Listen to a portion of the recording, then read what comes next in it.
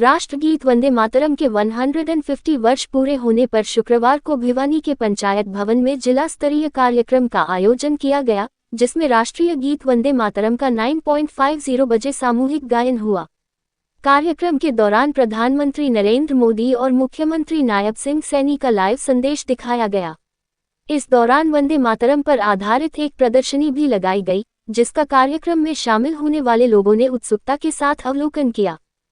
कार्यक्रम में Vivekananda high school, Halwasiya school और एसआरएस स्कूल की छात्राओं ने वंदे मातरम जय घोष नारे लगाए और देशभक्ति से ओतप्रोत सांस्कृतिक कार्यक्रमों की प्रस्तुति दी। वैश्य मॉडल स्कूल के विद्यार्थियों ने बैंड की मधुर धुन के साथ प्रत्येक मेहमान का स्वागत किया और अपनी शानदार प्रस्तुति दी। इस दौरान पंचायत भवन परिसर में कार्यक्रम स्थल पर सूचना, जनसंपर्क एवं भाषा विभाग द्वारा वंदे मातरम पर आधारित एक प्रदर्शनी भी लगाई गई, जिसका मुख्य अतिथि और अन्य विशिष्ट मेहमानों तथा कार्यक्रम में शामिल होने वाले लोगों ने उत्सुकता के साथ अवलोकन किया। हर देखने वालों ने वंदे मातरम के रचयिता और उनके इतिहास को जाना।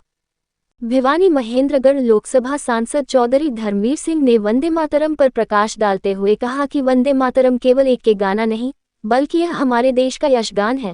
उन्होंने कहा कि वंदे मातरम गीत में हमारे देश की एकता, संस्कृति और भाषा समाहित है। इसलिए इस देश की एकता और अखंडता को कायम रखने के लिए और संस्कृति को मजबूत करने के लिए हमें अपने राष्ट्रीय प्रतीक चिन्हों को सम्मान देना चाहिए।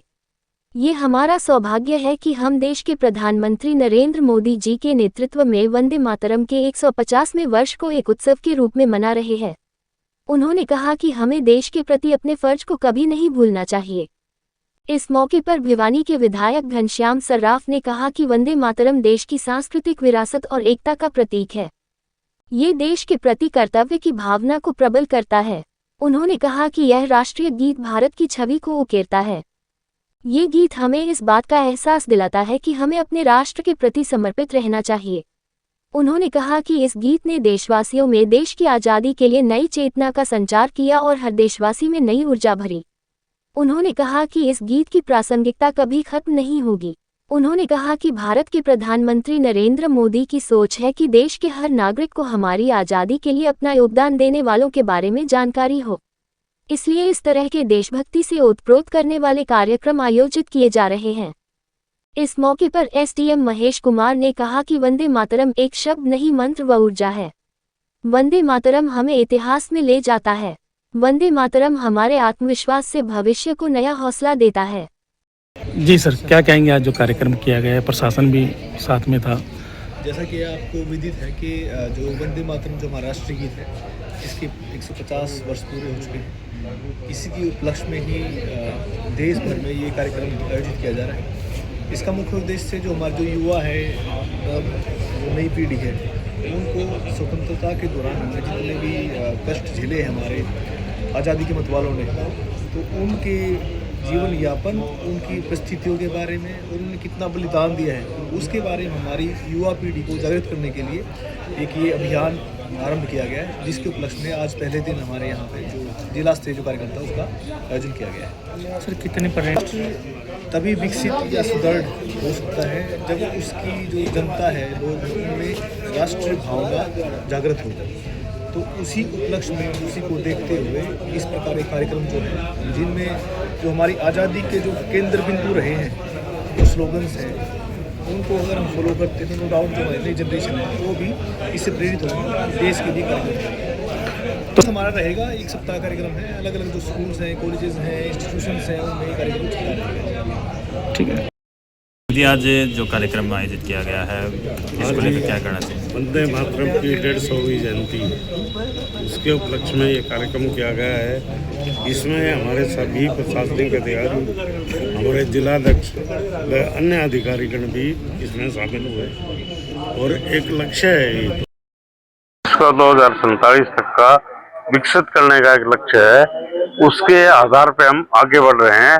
निश्चित रूप से हम ये माने कि जैसे प्रधानमंत्री श्रीमान नरेंद्र मोदी जी की सोच है, उसको लेकर हम आगे बढ़ेंगे। निश्चित रूप से देश का इसमें एक नंबर पे आने का भी सपना सफल हो जाएगा, क्योंकि भारत देश को सभी ये कहते थे कि ये तो धन के मामले में तो सबसे ऊपर है।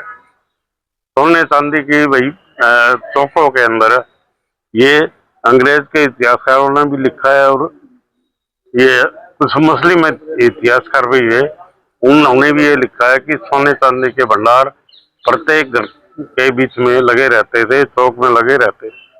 और ऐसी व्यवस्था हमारा एक बार पुनः ये स्थापित हो, भारत एक नंबर पे है, विश्व गुरु बने, इसके लिए हमारा प्रयास माननीय प्रधानमंत्री जी के चरणों पे अनुसरण करते हुए हम आगे बढ़ते हैं। निश्चित रूप से ये देश बहुत मान मरने जा रहा है। ये तो देखो देखने की बात है कि नारी हमारी जो बहनें हैं या हमारी माताएं बहनें हैं, जितने भी काम करती हैं वे पूरी लगन से काम करती हैं। इससे देश का विकास बहुत प्रफुल्लित होता है और इसके आधार पर माननीय श्रीमान नरेंद्र मोदी जी ने अपनी बात कही है। बहुत अधिक मतों से हम जीतने वाले हैं। जो ये वोट चोरी का एक मामला तैयार रखा है, ये सर्वथा झूठ है, क्योंकि मरे हुए व्यक्तियों के वोट भी नहीं काटे गए हैं वोटर लिस्टों से। उसको भी यदि हम देखेंगे तो वे वोट काटने के बाद बहुत कम वोट जो ये बाहर जाने की बात करते हैं। हमारी व्यवस्थाएं एक ऐसी है कि हम पूरे देश में वोटर को बाहर आग्रह भी करते हैं, प्रशासन के माध्यम से भी और सरकारी तौर पे भी हम इन सब बातों को लेके कि अपना वोट बनवाना सुनिश्चित करें। तो संदेश केवल देशभक्ति का संदेश है ये, और इस गीत की तो एक एक लाइन एक एक शब्द ऐसे हैं जो इसको झकझोरने वाले हैं और देश इससे उन्नति की राह पे अग्रसर होगा, ये इस गीत के माध्यम से हमने देखा है।